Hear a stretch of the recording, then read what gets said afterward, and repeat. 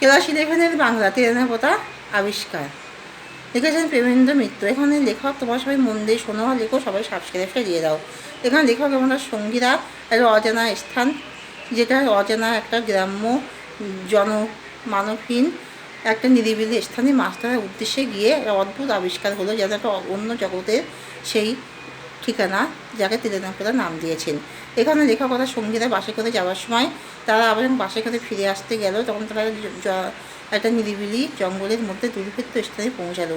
সেখানে তারা দেখলো বহু দূর থেকে গরুর গাড়ি আসছে, তাতে একটা ক্ষীণ শব্দ, যেন জঙ্গলের ভিতর থেকে একটা নিংড়ানো শব্দ ভেসে আসছে এবং একটা ক্ষীণ আলো, এবং সেই গরুর গাড়ি ও সেই গরুগুলো এতই ছোটো ছিল, তারা কোনো রকমে বসে একটা দুর্ভেদ্য জনমানবহীন স্থানে তারা যাত্রা করলো একটা অজানা কিছু সন্ধানে, যেন তারা সেখানে মাছ ধরবে, অজানা একটা অভিজ্ঞতা রোমান্থন করবে। তাই তারা সেখানে সেই দুর্ভেদ্য স্থানে পাড়ি দিয়ে তারা অদ্ভুত যে অভিজ্ঞতা সঞ্চয় করলো, তাকে তেরেনাপোতা আবিষ্কার বলা হয়।